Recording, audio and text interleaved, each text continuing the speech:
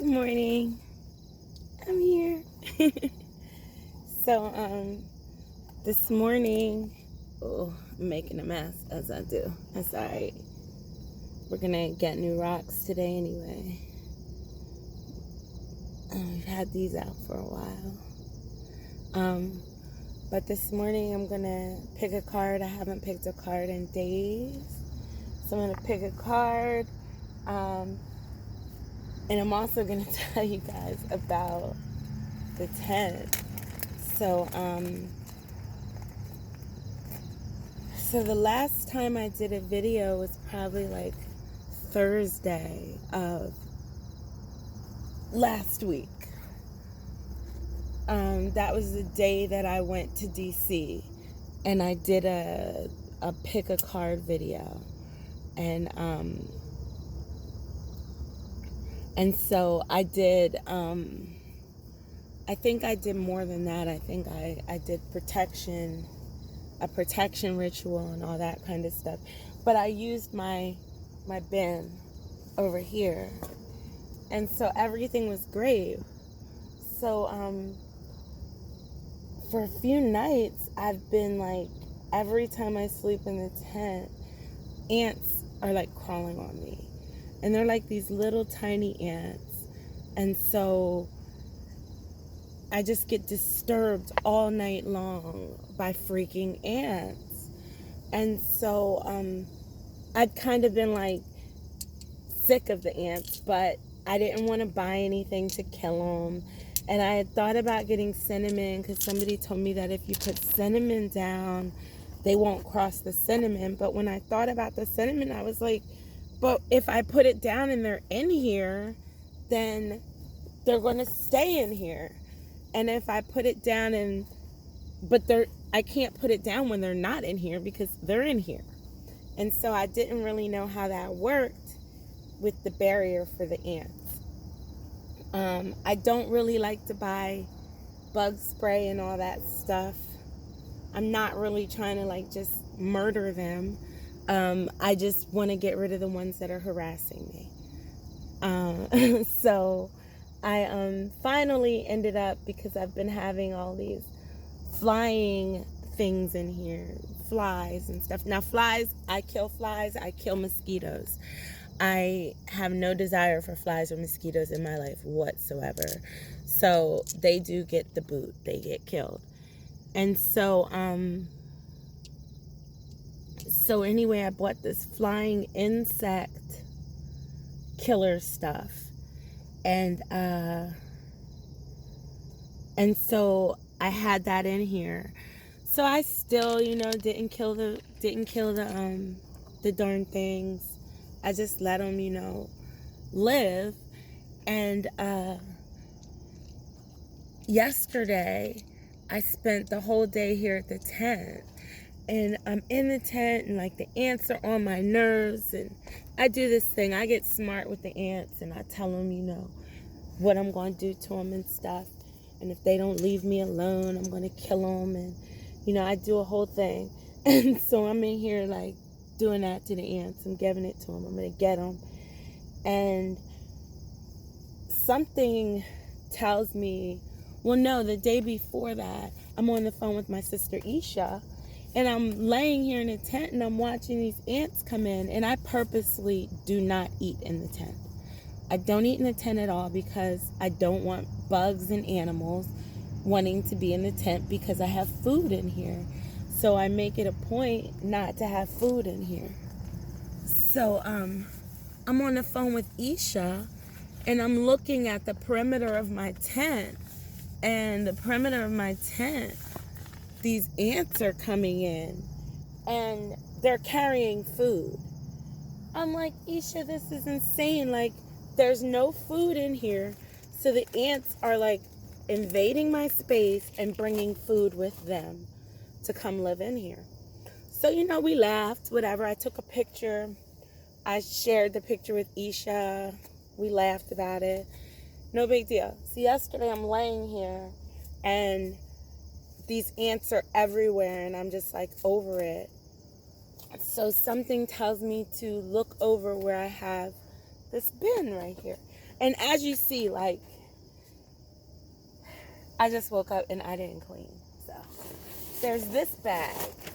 And this bag really just has some clothes, like for when I get cold and stuff, and some plastic bags. There's this bin. And this bin really just has my witchy stuff in it. You were here, if you were here the other day, you saw the witchy stuff that I used. And then there's my yoga mat. And so this stuff stays over in this little area right here. Got wetness going on there. So, yesterday something tells me to pick up this plastic bin. And I pick it up, and under it are 3 million ants.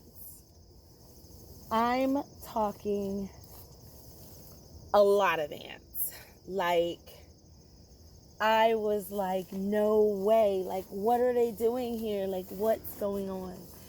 And so I took the spray that I got for the flying insects, and I just like completely sprayed the 3 million ants that were under there. And so then the whole floor was like black because all of the ants were like dead. And so then I had to clean that up. So I clean up the floor of all the ants. And I think, you know, like, okay, well, great. I got them. I found out where they were coming from. And just like I just did this and there was water under there, I did that and there was another million ants in that area where the water just was. So I sprayed it real quick, and I took the paper towels. Like, I had like way more paper towels than this yesterday. And I used the paper towels to clean up, you know, all the excess ant bodies that were here.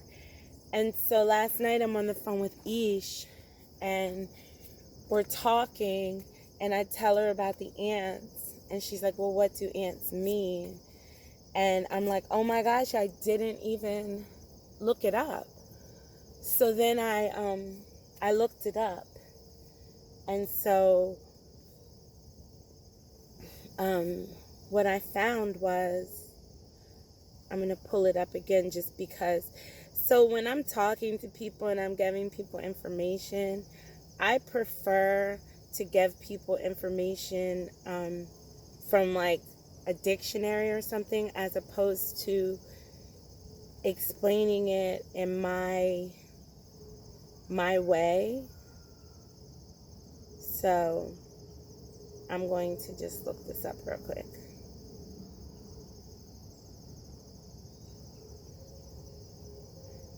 It was like, it had stuff to do with like the completion, like an ant is a symbol of strength, diligence, willpower, honesty, unity, patience, determination, stamina, sacrifice, and loyalty. It possesses immense strength of accomplishment, reminding you that nothing comes easy in life without putting any effort. And so Isha says to me, like, when did they come? And when I told her, she was like, yeah, and the march to DC, and like you put a lot of effort in, and like, so as we talked about it, it felt like, oh wow, that was pretty cool. Like, it's telling me, it's also teaching about patience. And then later in our talk, I thought about the Queen, and I've been having personal issues with embracing my leadership and what that means, and being honest about what that means. And so that came to my mind in the conversation about the ants. But it's really funny how these things happen. It's like you have these signs and things are trying to speak to you, and we don't always listen. We don't always know, wait, that's something that's trying to speak to me. And so I was really grateful for Isha, because I would have missed that sign. I would have missed that message if she didn't bring that to me. So I'm grateful that she was able to get me to pay attention to that. Yeah, this leadership thing has been difficult for me because I haven't wanted to embrace, like, yeah, I know I'm a leader, I know I'm a leader, I know I'm a leader, but I haven't really wanted to embrace what that is fully, and I haven't really wanted to accept that fully, and so that's kind of been in my way a little bit. The last reading that we did was when we had the World card and the Seven of Swords, and if you remember in that reading, it talked about the end of a cycle, and that, like, the lesson, there was going to be a test, and the test was going to come in. Somebody was going to bring information to me that was going to be difficult for me to hear. It was going to be hard for me to hear the information, but in that information was going to be something that I needed to hear. The presentation of it was going to be hard for me, but I was going to need to hear the thing that was being said. So it's really funny how those things work also, because it happened. At the time, I didn't realize that that was what was going on, but I had a situation and I reacted, and someone I love and I care about spoke about my reaction in a way that activated my filters, in a way that had me, like, hurt and angry and upset. And so I walked away. I got quiet and I walked away. And in walking away, I was giving myself time to process and to think about it, which was a good thing. And in the process and the thinking about it, the video that I made came to me. And it was like, oh shoot, I knew this was coming. Now I need to figure out what the message is in here that I need to hear.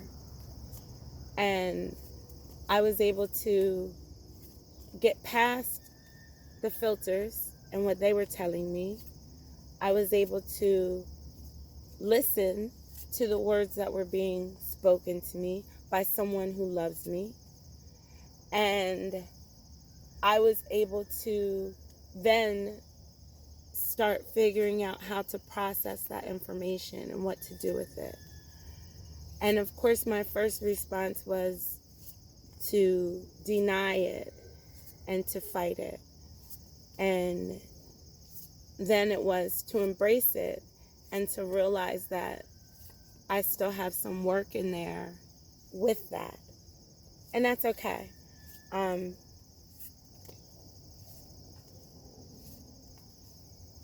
I wasn't being realistic in my leadership. I wasn't being realistic. And so I need to approach it in a more realistic manner. And so I've spent the last couple of days just laying around, just being, because I really needed that.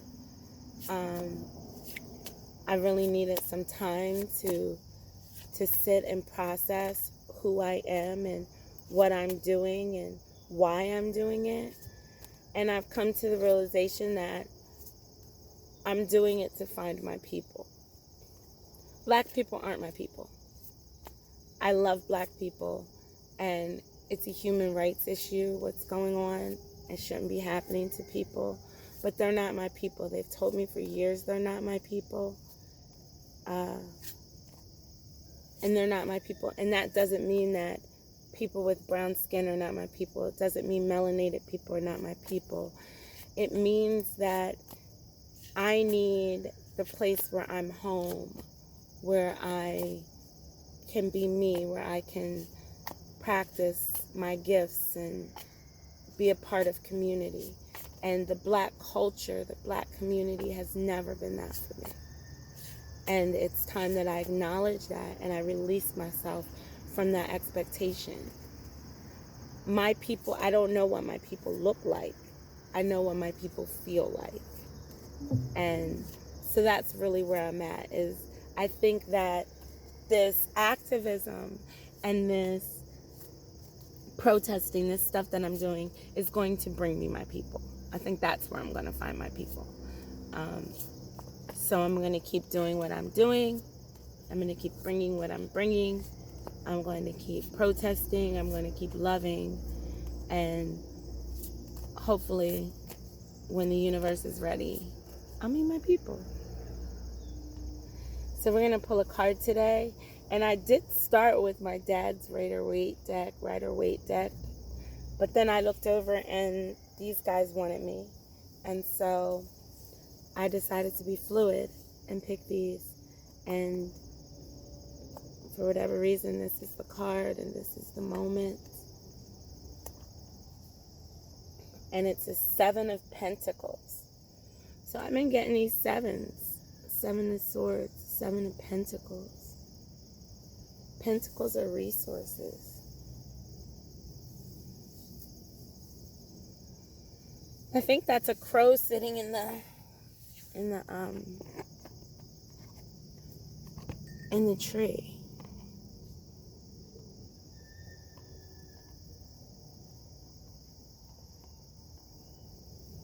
So you don't want to sit up.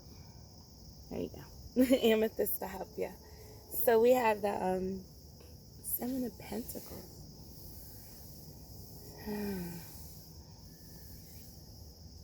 What's he telling me? I'm going to look at him a minute and then I'll put him back. It's got the pink and red roses in the tree. He's painting them. He's changing them. It's red paint.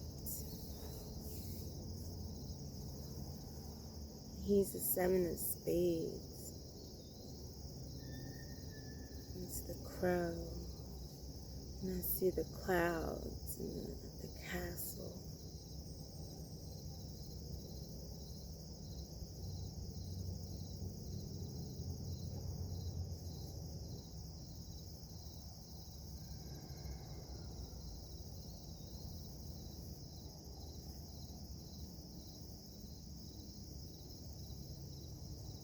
I feel like he's urging me to see resources outside of how they're presented to me. So the way that I said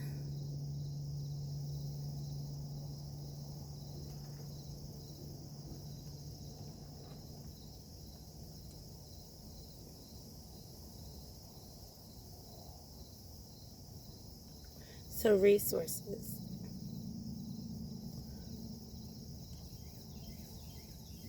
So my time can be a resource, and I can look at my time and I can say, well, it's a resource in this way, and like I need more time so that I can make more money. Or it can be my time is a resource as in I have more time, I can rest more, which puts me in this other state.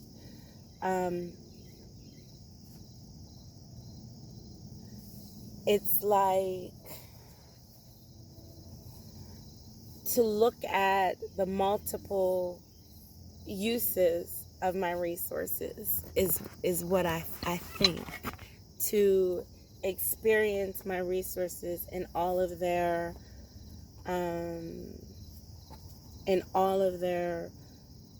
different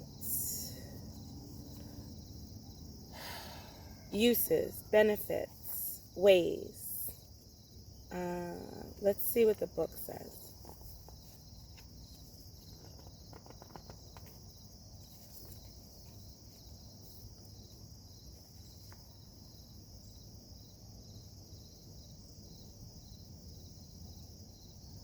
Yeah.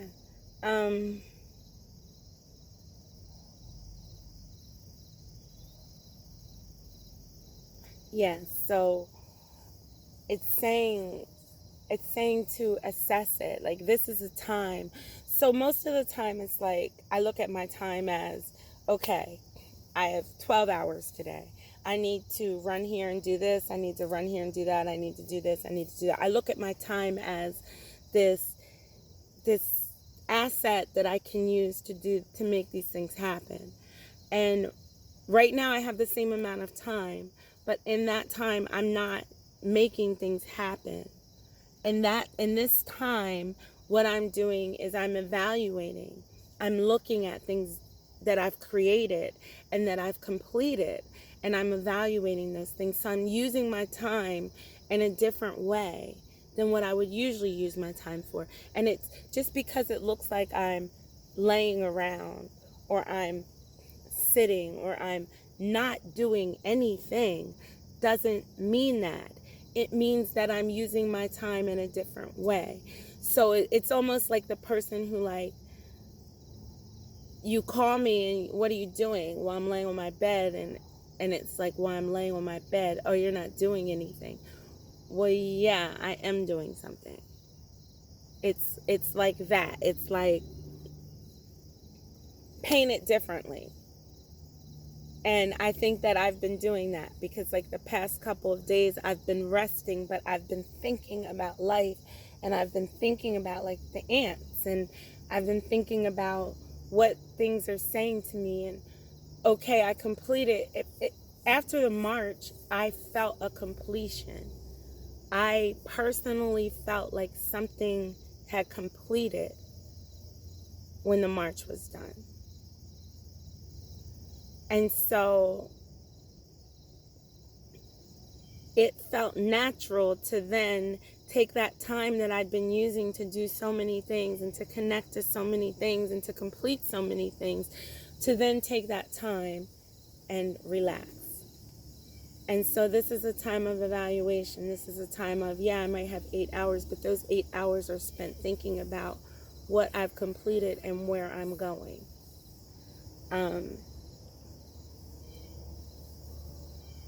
Yeah, it's time for me to feel that and to plan ahead for what's next. This is time for that. This isn't busy time. This isn't, it's stand back and look and evaluate time. Those same 12 hours I've been using to do this other stuff it's now time for me to chill and do this. So that's where I am.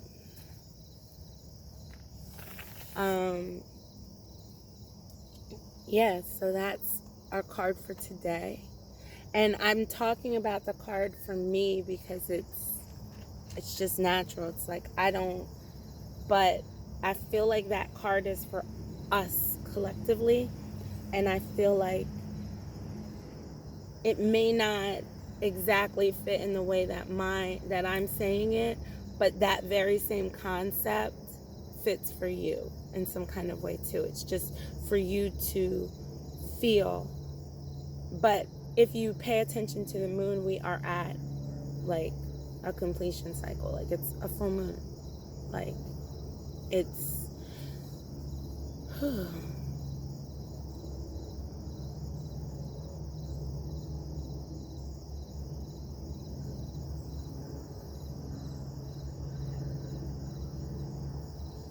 so thank you guys for sitting with me this morning. I hope that you got something from it. I always get something from sitting and sharing myself. And so until the next video, it takes a village to heal the world. It starts with me. Nick's Village, healing our world one person at a time. Thanks, guys.